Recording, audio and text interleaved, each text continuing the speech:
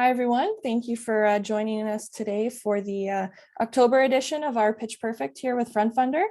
We're going to get started with Blair Wilson, CEO of Forbidden Spirits. I'll be navigating the slides here, but Blair will be doing the presentation. So Blair, I'd love to turn it over to you. Hey, Therese, thank you very much. And welcome everybody that's out there that's taken some moments out of their valuable time to listen to us. It's interesting, we've got two distilleries and some technology companies. Sort of that's the wave of the future, I think. But thank you for having us on. We've been extremely busy for the last few years, building our business and building our portfolio of brands. As you mentioned, we've got a craft distillery located in Kelowna here, not unlike my partner who's in Alberta that is turning, I think it's mead, honey into alcohol. So I congratulate him as well. We've just been really busy around here. You can see, if you can see behind me, I'm standing actually in the distillery right now, and we're in the process of harvesting all the apples off of our farm, which we just accomplished. As I said, we turn apples into vodka. It takes about 25 pounds of apples to make one bottle of Rebel vodka. So there's a lot of work that goes in it. It's completely handcrafted.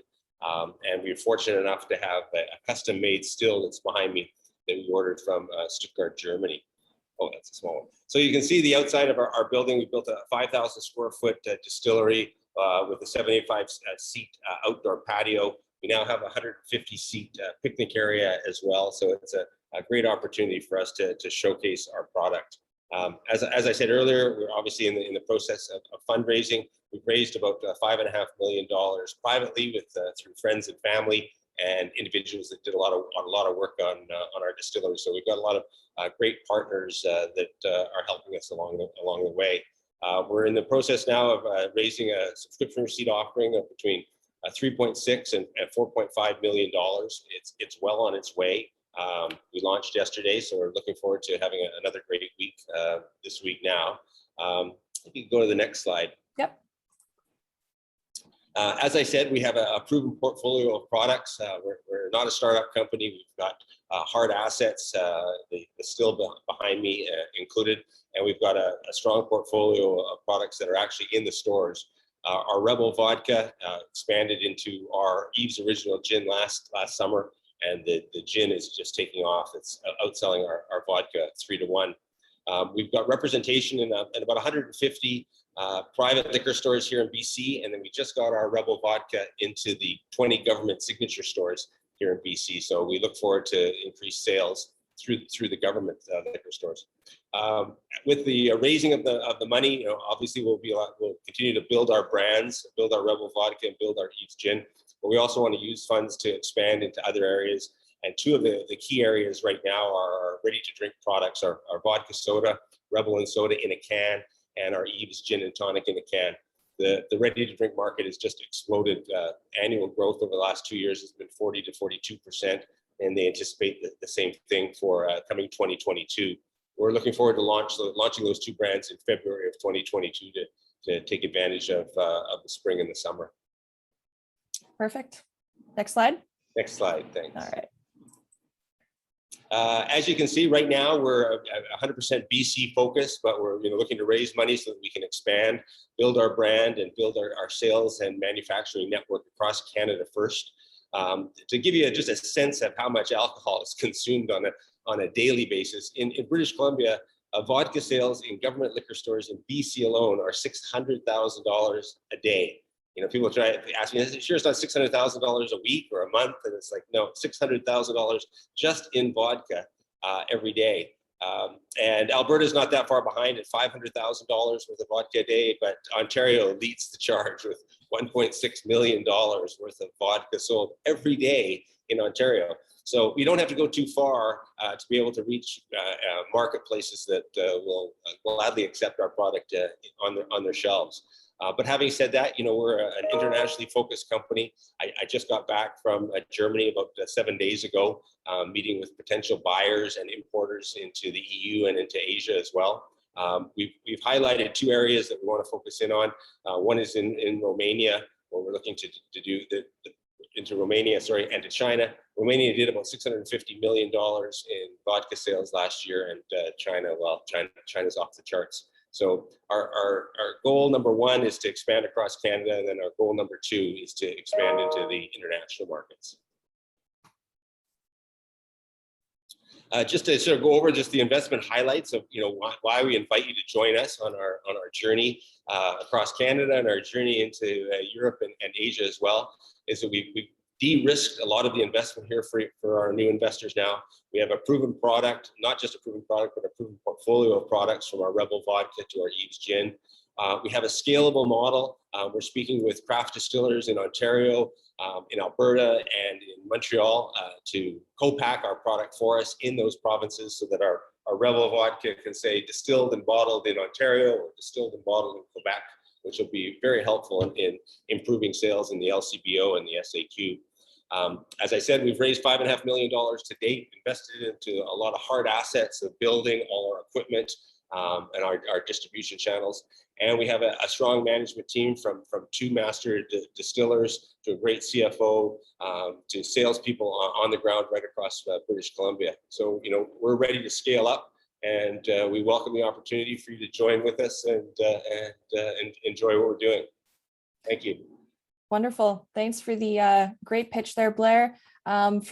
So now to get into some questions for kind of Forbidden Spirits. Obviously, there's a great story there, Blair. I believe, a bit of a family story with you guys getting, an orchard in Okanagan. So maybe you can tell us a little bit more about how the concept for the Forbidden Spirits, just ideation came together, but also the brand that you built off of that, which is very unique. Sure. Thanks very much. I'm a bit of a serial entrepreneur. I've been retired 3 times in my life. Each time has lasted about 3 or 4 years, and then I get bored and get back into a new business. So that was it. My wife and I and our family moved up here to Kelowna to buy a 20-acre apple orchard and become apple farmers and just retire on the land. But after a few years of doing that, I realized there really wasn't a lot of money in farming apples. The price per pound was just way too low, and we had to find a better way to add value to the apples. And one thing led to another, and I found myself in Germany talking to the manufacturers of our still, and coming back to the Okanagan saying, hey, you know what, let's raise a couple $1 million for friends and family. I think we've got a great idea here. We can turn our apples into vodka.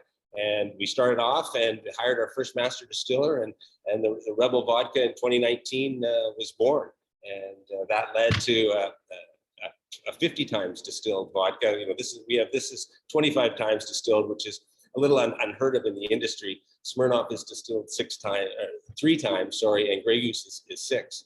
So, one thing led to another, and we had our family farm here that we quickly turned into a family distillery. And now, we're growing from there. That's amazing. And you didn't get it into too much detail within the presentation itself, but your business model capitalizes on the underutilization of other craft distilleries. So can you tell us a bit more about that and how that strategy benefits you as well as other craft distilleries that you plan to work with? Sure. There's about 150 craft distillers all across Canada, and they're all, applying their trade incredibly well. But the issue is that it's an expansion or a scalable issue. And it's how do we move from being the best distillery in Kelowna, or the best distillery in Prince George, or the best distillery in Pemberton, and sort of go more on a provincial basis or on a national basis. And so one of the things that came to our attention in my advisory board was there was a lot of underutilized capacity in these 150 craft distilleries. They may only be running their still 2, 3, or 4 times a week, whereas you could theoretically run your still 7 days a week, 3 shifts. So we reached out to some of the craft distillers in Ontario and in Quebec and in Alberta to say, hey, have you got excess capacity? Do you want to partner with us? We'll send you the glass, we'll send you our recipe. You manufacture it under a license to us. You keep your equipment operating, say, on the Thursday, Friday, and Saturday where they normally wouldn't be operating, and we'll split the profits with you in a fair and reasonable way. So that's the process we're doing. And then the unintended consequence of that is that it allows us now to say that the vodka is local, because the vodka in Ontario will be made in Ontario, and the vodka in Quebec will be made in Quebec. Absolutely. I think that's great. And we did just have a question come through the chat. So how do you plan or currently manage your sales and marketing? How much if it is outsourced via in-house? So maybe you can elaborate on that a bit. No, that's a great question. When we first started in 2019, it was myself and a few other people knocking on doors, talking to the Cactus Club, saying you got to try our product. And then as we grew a little bit bigger, we realized, okay, there's liquor agencies that operate provincially because there's provincial liquor laws. And so we interviewed 2 or 3 of them, hired one, and Lynette's company now represents all of British Columbia for us. I think she's got 12 saleswomen and 1 salesman that blanket all of BC, and they do a lot of the heavy lifting for us, knocking on the doors, getting the orders, and the same. We plan on using that same model to scale up in Ontario. There's Ontario-specific liquor agents that already know the contacts, understand how the LCBO works, so we're partnering with them. Same in Quebec through the SAQ. We're looking for Quebec agents that'll market our product in Quebec. So we're really outsourcing a lot of our processes from the manufacturing side of things with our co-packing and from the sales and marketing aspect of the agents on the ground. That said, we still have the corporate umbrella that will oversee our branding to make sure that we're always on message and to make sure that our recipes are followed and the product that you drink in Quebec is the same product you're going to drink in BC. Great. Yeah, it's so important to have that consistency across the board there in terms of building a brand. So that's really great to hear. We are coming up towards the end of our time for the Q&A today. So I do just want to wrap up with one question. What would you say to people tuning in today? Why should they make an investment in Forbidden Spirits? Well, I think they have an opportunity to get in at the ground floor at 30 cents a share and half a warrant at 50 cents. You're getting in at the same price as most of my investors paid 2 or 3 years ago when we just had a shovel and a dream. Now, we've actually got sales, we've got our bottles on the shelf, and you've seen us execute. So now is where the exciting time really happens. We're just a BC-based company about to go national and about to go international. And so, if you can be holidaying in Singapore someday and see our Rebel vodka on the shelf and say, I was a part of being able to bring that product to Singapore, I think it sort of tingles up my spine to sort of think of what the opportunities are for us to work together as new investors. And I look at not just new investors, but brand ambassadors for us as well, too, that try our product, that love it, that tell other people about it. So, we want more than just a check. We would also like to have your full commitment into what we're doing and where we're going. Absolutely. That's the great part about equity crowdfunding, being able to bring on those co-owners who truly do share in the success and are able to become passionate brand ambassadors for the company there. So really appreciate the pitch, Blair. Fantastic presentation and pleasure having you on today. We're going to get started with David Kroger, the CEO of Oak Bay Biosciences, which is definitely our impact-focused investment for the event today. So with that, David, I'll turn it over to you to share screen and get started on your presentation. A little change of gears here. So my name is David Kroger. I'm a PhD immunologist, and my passion is to use that knowledge of the immune system that I acquired through my training to address human health problems. And we founded Oak Bay Biosciences in 2020 to do just that. So Oak Bay Biosciences is actually focused on developing a therapy for a rare genetic disease called Stargardt disease. In the retinas of Stargardt disease patients, what's happening is the immune system is actually attacking the normal photoreceptor cells and causing a blind spot. So you can see an example of how the Stargardt vision looks relative to a normal vision. And within about 15% of patients will develop a life-altering visual impairment within about 3 to 5 years of their diagnosis. And these patients rapidly progress and they're in urgent need of therapy. So the disease affects about 1 in 10,000 worldwide. As I mentioned, it's an inherited disorder of the retina, and it can affect children as early as 3 years of age. So unlike some kinds of blindness where you're born blind, children with Stargardt disease will have normal vision until they reach 3 to 6 or maybe even into adolescence or even including adulthood, begin to lose some of their sight and become diagnosed with the disease. It's a progressive condition, and it can be quite scary as you're losing your vision and unable to do your normal functions. You've actually developed in your life as a seeing individual, and you're losing your sight, and it can be quite scary. And there are no available therapies for this disease right now. So, you know, as I mentioned, it's a part of the immune system that's attacking the back of the eye in Stargardt disease. And that part of the immune system is called complement. And that's actually very critical to our business, because what Oak Bay Biosciences has is what we call our lead molecule. Our lead molecule is what we're developing into a drug. This molecule is a potent inhibitor of the complement pathway of the immune system. It's an inhibitor of a complement factor D, which is shown to be a very safe target in the clinic. It's been extensively developed to stabilize the molecule for infrequent dosing and stability. And so what we're raising money for right now is to basically shore up a couple of really important bits of preclinical data before we move on to the clinic and start administering this therapy to patients in clinical trials. So basically these two things fall into two categories. We're validating the efficacy of the lead molecule in vet trials in mice actually suffering from Stargardt disease. It's a great mouse model of the disease. And this is in collaboration with Dr. Bob Chow, who's a developmental biologist at UVic, supported by Fighting Blindness Canada. And we're also validating the potency and efficacy and benchmarking this against other molecules that are out there in development in the industry pipeline. This is done in collaboration with Ed Conway at UBC. So both of these are supported by some government grants. We have postdocs working on them, and we're well on the way to having some data. And when we have this positive data from either of these two studies, actually will trigger us to move into the Series A fundraising. That will help us build the team a little further to launch clinical proof of concept trials. So just a little bit, a bit more about the opportunity. So as I mentioned, there are about 800,000 people in the world that suffer from Stargardt disease.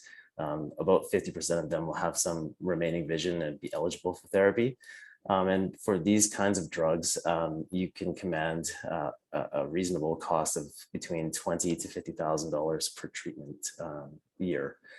With 40% market share, that equates to about $1 billion worldwide in peak sales. We have a patented biotechnology in this $1 billion market. So we have patents on the composition and methods of use, which are owned by Oak Bay Biosciences. The data that we have so far suggests that this molecule could be up to 90% effective at preventing the progression of blindness. So you want to catch this disease early. It's not necessarily curative at this stage, but if you are able to preserve sight for the lifetime of a patient, this is known as a definitive therapy. And one thing that's really important to note is that we have the high potential to expand into other disease areas, including something called age-related macular degeneration, which is more common, about 10 times more common, and is people may be a little bit more familiar with that. It affects older people, and about 90% of people with dry AMD have a very similar progressive blindness to Stargardt disease. And there's a lot of work going on in the industry of basically targeting complement in this disease as well. So we put together a team of experienced scientists and clinicians and some biotech executives to help us make rapid progress to the clinic. We have people on board who are ready to make the move as soon as we have the positive data. And so we're just raising our current round to take us basically over that finish line in the terms of the preclinical data package, so that we can move on to the next fundraising round that allow us to really take this to the clinic. So yeah, I mean, an investment in Oak Bay Bio now is kind of like what the former speakers said. You know, it's an opportunity to get into something at a fairly early stage at a fairly low cost. But a lot of the work has already been done here. And so typically biotech, timelines are, say, 10 to 20 years between basic science discoveries and the clinic. We're talking about maybe 2 to 3 years between positive data and clinical trials results. So that's our opportunity, and happy to answer any questions. Perfect. Thanks so much for the fantastic pitch, David. Really nice to hear from you. Obviously, this treatment has the ability to significantly impact the lives of children who have this disease. So really great to see that you guys are developing something for this. For myself in particular, and I'm sure some of the listeners as well, this is an industry that many aren't quite as familiar with. It's not necessarily the same kind of path to commercialization as you might expect for a traditional business. So what can you tell us a little bit more about the next steps to bring a treatment like this to market? I know you mentioned some timelines, but could you perhaps elaborate on that a bit further? Yeah, definitely. Yeah. I mean, obviously in drug development, there are a lot of regulatory hurdles. So what we're doing now is addressing basically regulatory issue around what's called an orphan drug designation. So when we get this positive data, we'll be filing orphan drug designation with the US FDA. That will allow us to basically have some advantages in terms of timelines for development and tax advantages, et cetera. For developing novel drugs for rare diseases. But it also allows us to show the proof of concept for raising significant additional funds, which are required to do the launching of an investigational new drug, so an IND filing, developing GMP manufacturing of this molecule, testing in a few animal models for safety, and then moving on to the clinic. Phase 1 clinical trials generally are small numbers of patients, maybe 5 or 6 people at first for phase 1 trials.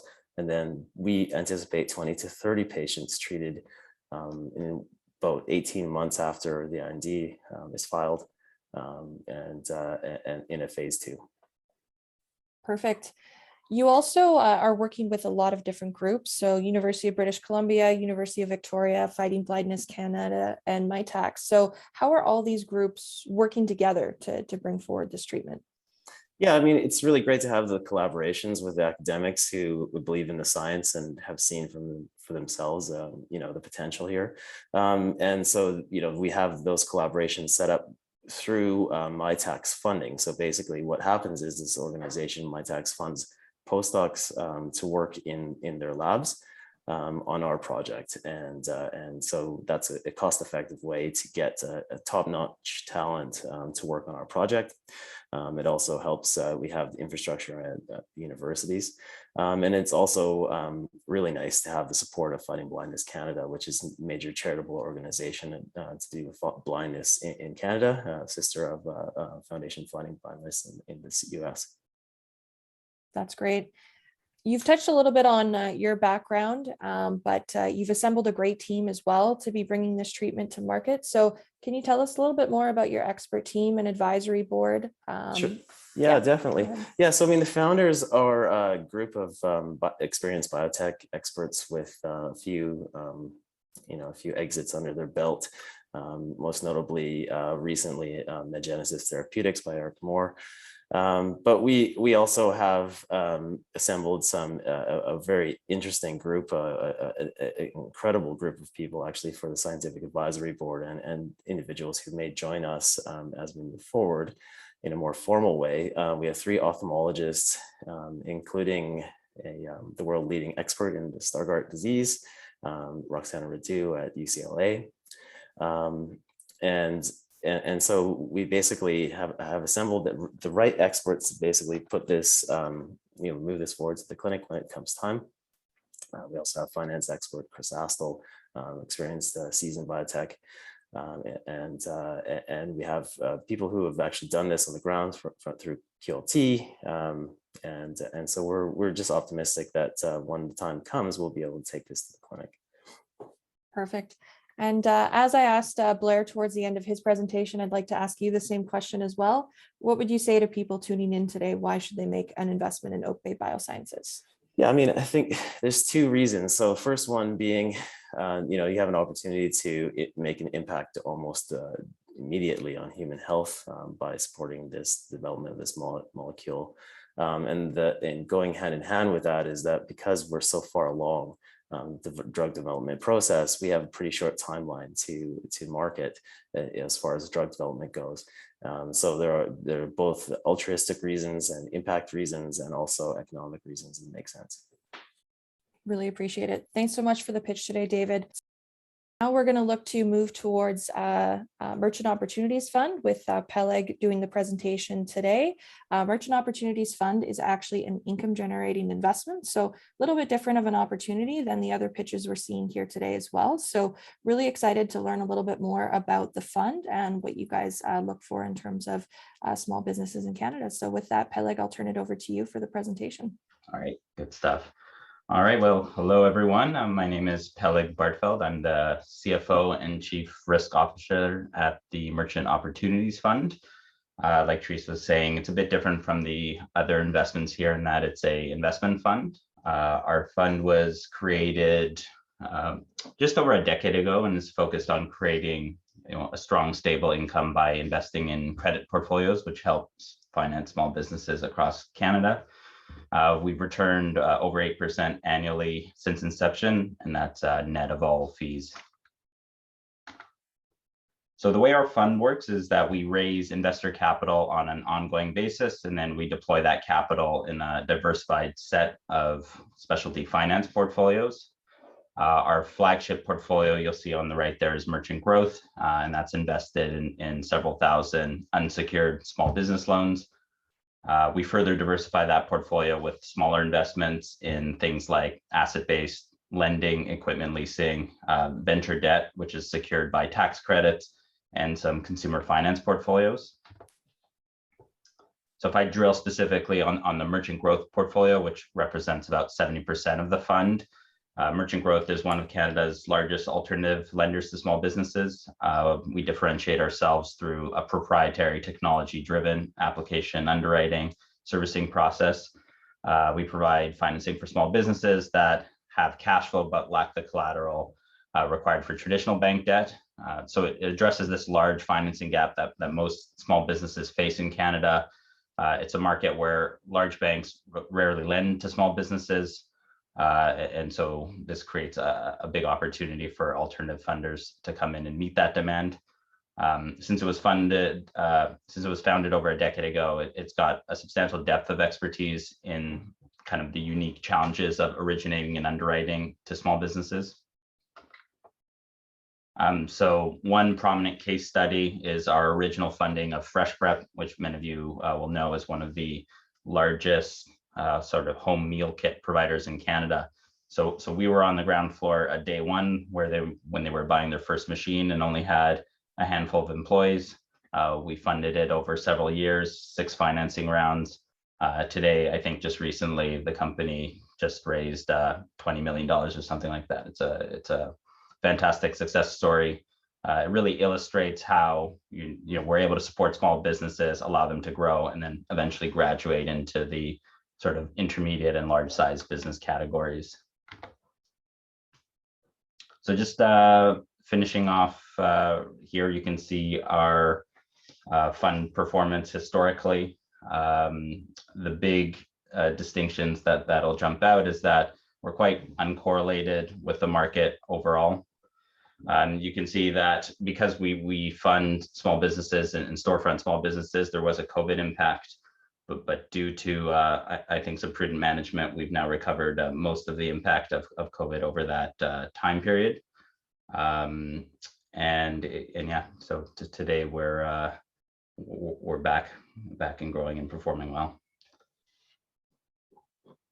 Yeah, and that's it for the presentation there. It's pretty straightforward. Happy to answer any questions. Great, Peleg. Thanks so much for the presentation there. I did notice that there was an attendee with their hands raised. So Aaron, perhaps if you want to type a question, that would be great. As we just finish that up here, you did answer a lot of questions actually that I had myself during the presentation. I had previously talked with David just about what the environment was like during the pandemic and kind of what your strategic focus was there. And I was a little bit surprised with the answer, just, in that you guys were really focusing on industries with high growth during that period who were doing quite strong. So maybe you can touch on a little bit just kind of how the company has operated over the last year and a bit and navigating all the uncertainty of the pandemic with small business lending. Yeah, it's a great question. I mean, we've been running this business since 2010, and one of the most common investor questions is, how will you guys do in a recession? What's kind of the downside scenario? And really, COVID was a perfect stress test, because not only was it a recession, but it specifically impacted small businesses and storefront small businesses. So we kind of had, even more than a dry run for what we have to be ready to manage from a risk perspective. And there were a couple strategies that allowed us to maneuver it, I think, very successfully. So the first key differentiator is that all of our lending is short-term in nature, under 1 year. So that allows you to get paid back fast, and it also allows you to adjust your underwriting very quickly to the moment. So even before the pandemic was happening, when it was just sort of rumblings in the beginning, we began sort of transitioning away from what would be the most impacted businesses. And then secondly, we have an industry-leading servicing team that was able to work with customers to manage their payments until the government support to come into place. And then I guess thirdly, we also always use a prudent amount of debt. We don't just go right and take as much debt as possible. We try to manage it so that we have the right amount of leverage for a full cycle. And so we had a very little amount of debt going into this pandemic. And so what happened is you had a period of customers needing to go on extended payments. And then once government support came in, they essentially were allowed to go back to their full payments. And so we built some reserves in 2020, which impacted the return negatively, but we've largely released most of those reserves in 2021. And what's probably most interesting is that if you kind of take 2020 and 2021 together, there's almost no impact of COVID in there. It was kind of like we were scared at the beginning, so we booked extra reserves just in case, but ultimately with the help of government support, we really maneuvered this event, and we're now on our 16th straight positive return month. So it's quite a bit in the rearview mirror, and we're glad that we're able to, stand by and support small businesses throughout that entire event. It's great to see the resiliency of the business. So that's fantastic. Regarding the Q&A, keep questions hopefully specific to the pitches for today's event. We did just have a question come through the chat as well, asking what regulatory bodies you're licensed with in Canada. I don't know if you can elaborate on that a bit and how that relates to the fund there. Yeah, so the regulatory bodies in Canada will typically focus on either sort of chartered deposit-taking institutions, or they're going to focus specifically on consumer lending. There isn't a specific government regulatory body for small business lending in Canada because it's relatively small comparatively. We are a member of the Canadian Lenders Association, which is an industry body. That would be the primary agency. Perfect. I appreciate that answer there. Since this is an income producing investment, I know you've mentioned a little bit the investment cycle there. Is there any more detail you can provide to investors just on how it looks, in terms of them making an investment, how that cycles through to a return type thing? Yeah, so it looks pretty typical of most investment funds, not too dissimilar from things like mutual funds or something like that, where we take investor capital on an ongoing basis. So there aren't specific raising cycles, and it basically matches our ongoing origination of new loans as well. So the money comes in on a regular basis. We provide a net asset value every month, which is basically just the value of that portfolio. And then we'll provide liquidity monthly based on that now. So there isn't this extended lockup or investment period. Perfect. And in terms of what the portfolio looks like, is there anything you can tell us about how that kind of breaks down overall? Yeah, so about 70% of the portfolio today is in that unsecured small business credit, which are basically average $30,000-$40,000 small business loans that are underwritten based on the cash flow of the business. And then the remaining 30% are roughly equally spaced between this secured venture debt product, which is secured by tax credits, some equipment leasing, and some small consumer finance portfolios. Great. And last question for today is just the question that I've posed to the other panelists as well. What would you say to people tuning in today? Why should they make an investment in Merchant Opportunities Fund? Yeah, it's a great question. I would say that the Merchant Opportunities Fund is an excellent way to deliver investors, private market returns with close to public market liquidity, stable income, and a low correlation to other asset classes. And I think most importantly, with a strong diversification across, geographies in Canada, industries, customers, things like that. Perfect. That's fantastic. Well, I really appreciate the pitch today, Peleg. It was fantastic to hear from you. And now we're going to turn things over to Jordan at Burwood Distilleries, capping things off with our second distillery of the event, which is really fantastic to see. So with that in mind, Jordan, I will turn it over to you to get started on the pitch. Okay. So my name is Dr. Jordan Ramey. I'm one of the co-founders of Burwood Distillery, located here in Calgary, Alberta. And right now we are funding for expansion, export, and growth as we continue to keep making more and more distilled products. So a little bit about Burwood Distillery and what sets us apart from some of the other craft distilleries, one of which is we are focused on utilizing Alberta agricultural products here, being located in the barley belt of the Prairie region. We produce a number of world quality grains here, one of which is two-row malt barley. The other main fermentable product that we utilize here in the production of our spirits is honey. The Prairie provinces here produce a lot of really high quality honey that is highly sought after around the world. So we focus on the utilization of those two high quality ingredients to make a series of novel products that at once will be relatable to generic consumers and will also be novel out there as well. We've won over 17 different awards, both locally and internationally, for the products that we've produced here. One of our market differentiators is our utilization of honey in the products here. And we have a select partner farm here that guarantees us preferential pricing and secure supply chain management so that we're able to work with farmers and secure that product from the farm all the way through our production facility. And as it gets processed, then it is transformed into a ready-to-drink beverage product or a spirit that's now ready for consumer consumption. So we produce spirits and we produce ready-to-drink beverages, which are a more grab-and-go, easy, accessible version of the product there. One of the last things that really sets our team and distillery apart from a lot of folks in Canada is the expertise we're able to bring on board. Myself, I have a PhD in microbiology, and I've also been a distillery and brewery educator for the better part of a decade as part of my role as a professor of brewing and distilling sciences here with Olds College as part of their brewmaster and brewery operations management program. One of my other co-founding partners, Marco, he's a 6+ generation beekeeper, so he oversees all of our honey acquisition to ensure that we have good pricing and high quality honey coming in. His brother Yvonne, my other original co-founding partner there, set up our sales and marketing department.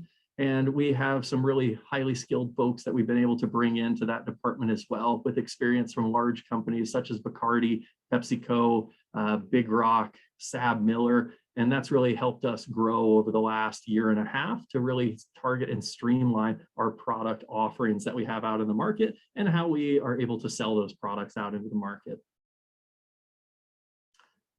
So what Burwood is currently up to, we've been in a small industrial bay in the northeast of Calgary, not terribly far from the airport. And that's allowed us to interact with our customer in a limited way in a tasting room with a small restaurant. We're at a point now in our company's development where we're simply out of space. We're in a couple of different storage units and we've pounded up every square foot of space that we have in our current facility. So we just secured a new location here in Calgary in a historic building in Currie Barracks. That's just right outside of the downtown core, just about a 7-minute drive. This historic building here is going to take our square footage from about 2,500 square feet to just over 16,000 square feet. One of the reasons why we're expanding is because we started as a completely self-funded company between myself and our two founders, and we've essentially maxed out production capacity. So like we heard in our first distillery talk this morning, a lot of distilleries operate with extra capacity. We run our still about 14 to 16 hours a day, every day of the week. So we literally can't crank out more spirit in the current facility that we're in. So hence moving into a larger location. So one of the reasons we're moving into this larger location and increasing our output is because we know that the craft distilling segment as a whole is growing right now. So if you look at the graph over there on the right for the time shifted volume market share, the main take home point is when craft breweries first came on the scene, they were taking market share away from major players. but they were a plateau for the first 5 to 6 years. And then you saw them really starting to gobble up market share from the large players. Craft distilleries have been able to ride on those coattails, and essentially, as soon as they hit the market, they're immediately taking shelf space away from a lot of the large scale producers out there in the world. So people right now are into local, they're into craft, and they're into something different and unique. So we've been in business for 5 years here now. So we've got a proven business model. We've been able to max out our production capacity, and now we're ready to take that next step into a larger facility with larger equipment and really start focusing on growing the business outside of our local community here. So where we're looking to bring some investment dollars in, we're funding a minimum of $500,000 and up to $1.5 million. That money is going to be used primarily for operating capital, whereby we can increase the number of barrels that we're aging for our aged products and our whiskeys. We're also able to bulk buy packaging materials now as well, which saves us a lot of cost on packaging and labor. So this helps to further increase our margins on our current core product lineup. And then we're also looking to focus our funds into the sales and marketing department of the business as we expand into other provinces, as well as the US and Asia there. Right now, we've secured funding for new, larger equipment. So as we move out of our current facility, we're going from 400 liters of distillation capacity to closer to 3,000 liters of distillation capacity. So we'll be producing about 5 times more spirit. And the main upside to that is we don't have to drastically increase our labor costs. So we're bringing all of our employees, and they get much bigger, fancier equipment as they move forward there. So if you like, that's my short, quick and dirty for what we're up to. If you have any questions, I'd be happy to answer them for you. Thank you. Perfect. Thanks for a great presentation there, Jordan. So fantastic to hear more about what you guys are doing, how you're doing it. I know there's a very unique founding story between kind of how the 3 co-founders came together, with Marco and Yvonne kind of taking distilling practices from their heritage and bringing that to Canada with your kind of expert distilling experience there as well. So perhaps you can elaborate a little bit more on what that founding story looked like and what everyone's backgrounds are. Yeah, I'd love to. So Marco actually used to distill as a child when they were in Bosnia and Croatia.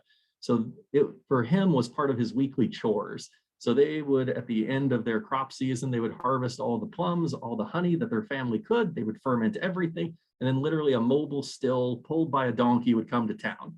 They would spend about a week distilling everything they could. So it was a week-long festival.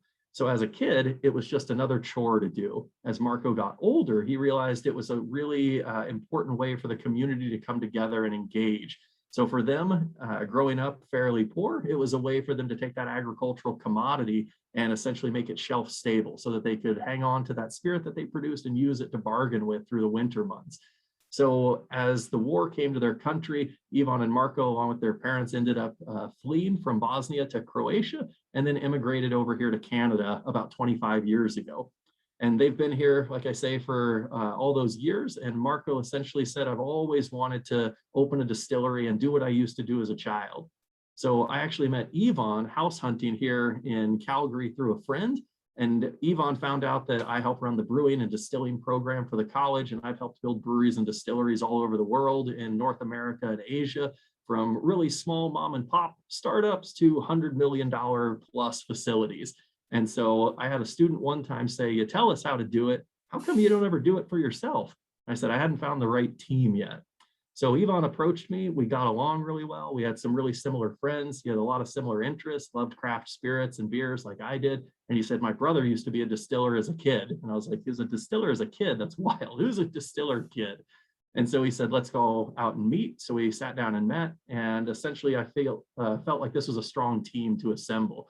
So I had the technical background and expertise on how to build a facility, run it, and produce products. Yvonne had 20 plus years of sales experience and knew how to assemble a sales and marketing team. And Marco had his degree in construction project management. So essentially Marco built it, I made it, Yvonne sold it. And that's how we operated the first few years. After the first few years, we realized we needed way more people. So we've started hiring. The nice thing about training all the distillers out here in a lot of Western Canada is half the people we hire are former students of mine. So I've got a pretty good indication of how they're going to perform working for us. So like I say, it's a fun time for Burwood because we're taking that next step and we're moving into kind of the big boy leagues here now, and we're really excited about that. For sure. That's such an incredible founding story for you guys and how you all came together and what your backgrounds are. I will say, for anyone who wants to learn more, the Burwood video gets into some detail about that as well, which is very well done. So I encourage you guys to check out their campaign video as well. One of the big differentiators, as you've said, is the fact that you guys do use local honey in your spirits. So how did the idea to use honey come about, and how do you continue to plan innovating with it? So one of the reasons we use honey is because Marco's family has been beekeepers since as far back as they can remember. And so I really got into the beverage sector here because of craft beer. That was kind of my first experience. And so for me, I drank essentially all pale yellow fizzy beer until I went to college. And I had never seen a brown beer or anything because I grew up in Oklahoma and we had just light lagers. So somebody at one point handed me an amber colored beer and I was like, well, I don't like beer, but why is it this color? And so took a sip of it. It was New Belgium Brewery's Fat Tire. And I was like, holy crud, there's all these different flavors out there. And so as opposed to one style of beer, there's hundreds of styles. And so as I really got into the craft brewing sector, you realize that novel styles were being created all the time. And that was a lot of our focus, was taking our cultural experiences and our local ingredients and heritage and old timey techniques and using those to create novel products and experiences. So Marco, running the honey farm for us, essentially said, what can we do with honey? And I said, well, what did you guys do traditionally with honey? And he said, well, this is what we would do if we were in Croatia. I say, awesome, we're in Alberta. What can we do with Alberta honey? So we try to take inspiration from where we came from, and we try to essentially showcase that for where we are today.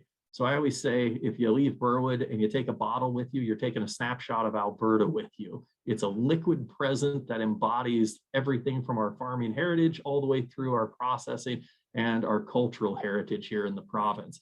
So I tell everyone, if you go to Scotland, you buy Scotch. If you go to Kentucky, you buy bourbon. If you come to Alberta here, we want you to buy honey-based spirits and prairie-style whiskeys that we've been developing. So we want the styles to be approachable, but we also want them to be novel. We don't want to just make another Canadian whiskey. We want to make a brand new style of whiskey that the world doesn't know about, but they should know about it, because I like it and I think everybody should. That's amazing. It's a little memory in a bottle there. So that's fantastic for sure. I know as well, you guys have actually appeared on Dragon's Den. So can you tell us a little bit about what you learned from that opportunity there?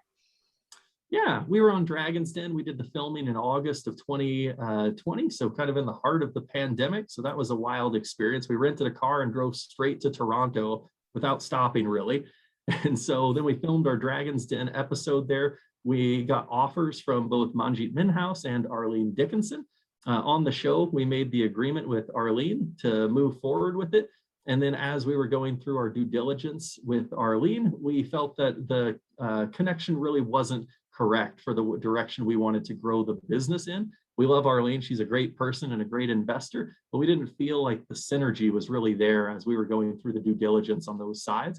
So we ended up turning down that deal, and in discussions with a number of other folks in the distilling industry, as well as other beverage industries, FrontFundr was actually recommended to us. And one of the strongest recommendations was, why have one investor that gives you cash when you can have a whole bunch of investors that are going to invest in you, your business, and really help your company grow?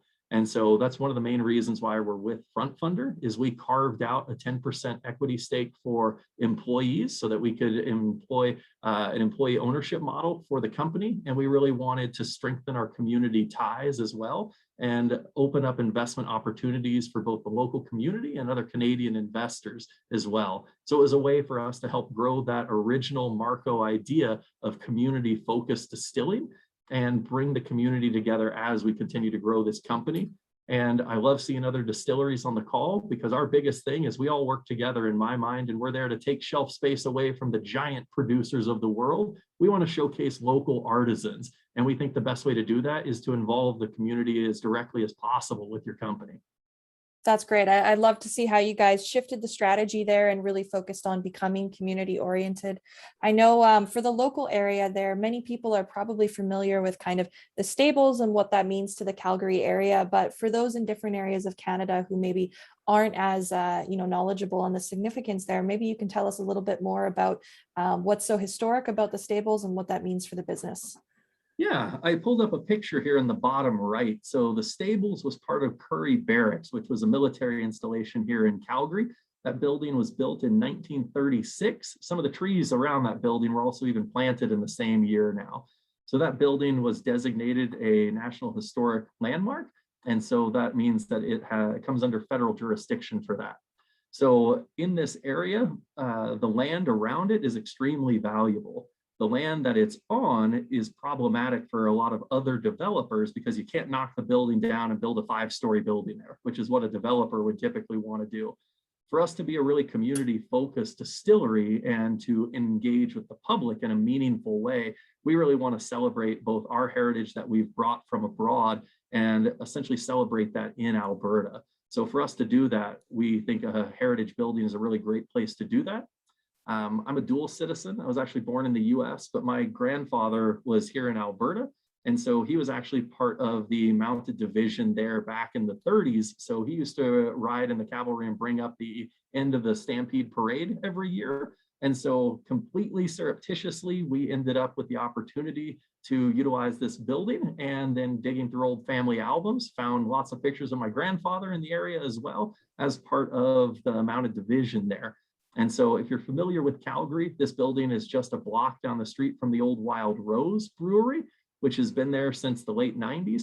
They've got a proven model there of operation in that space, but unfortunately that building is slated to come down here in the future as Currie is continuously developed. The long-term development plan for this community is to be Calgary's second downtown. So lots of high value houses in there, condos and retail spaces are going in, as well as a parade ground, a large outdoor athletic fields. It's also walking distance to Mount Royal University here. And so this is a really key location and will be one of the few consumer experiences located in that location. So we're really focusing on transforming this into a cultural destination and tourism destination. A lot of my in-laws live in Kentucky, and if you go to Kentucky, you visit all the distilleries. So the best part about visiting all the distilleries is tasting products there, but actually seeing the facility, meeting the distiller, seeing what goes on, having a cocktail on a sunny patio while you're relaxing with your friends, bringing your dog there if you like, because you can have a dog-friendly patio. So it's really about that community engagement and that community interaction there. We're also going to be doing events and educational experiences in the space where we'll be teaching people how to make their own gins. So folks, we know a lot of the younger generation likes to do experiences. So for them, it means you can come in, you can learn how to make gin, you can make your own bottle, you can walk out the door with your own handcrafted bottle of gin at the end of the day. If you want to come in and do a tour and then have a cocktail on the patio, there you go. If you want to come in and do a whiskey tasting and do a private barrel room party, awesome. We can do that too for you. And all in the meantime, we got the production facility running out of one of the wings there where we're producing all of our products for both local consumption and growing that export arm. That's great. That's a fantastic piece of history there for sure, which is so nice to see. We are coming up towards the end of the hour here. So Jordan, I just want to wrap up quickly with asking you the same question that we've asked everyone else. What would you say to people tuning in today? Why should they make an investment in Burwood? Perhaps we can keep this one a little bit quick here as we're getting to the end of the hour. Sure. I like the best analogy is what our CFO says, and that's a distillery is like a hockey stick. Your first 3 to 5 years, you're hopefully growing and making a little bit of money, but you're putting lots of material down into barrels to age and mature. We are just pulling all of our material out of our first barrels, and we launched our first 2 whiskeys this year. So we're getting to the part of the hockey stick where we're now going to be undergoing rapid expansion because we've got all these barrels maturing. So coming on board with Burwood right now is a great time to do it because we're moving into this next phase of our company development, much larger building, and we're looking at both other provinces as well as international exports, and our matured products are just now being able to launch out into the marketplace. That's great. Thank you so much. So thanks everyone so much for your time today, and I hope you enjoy the rest of your Tuesday. Thanks everyone. Bye.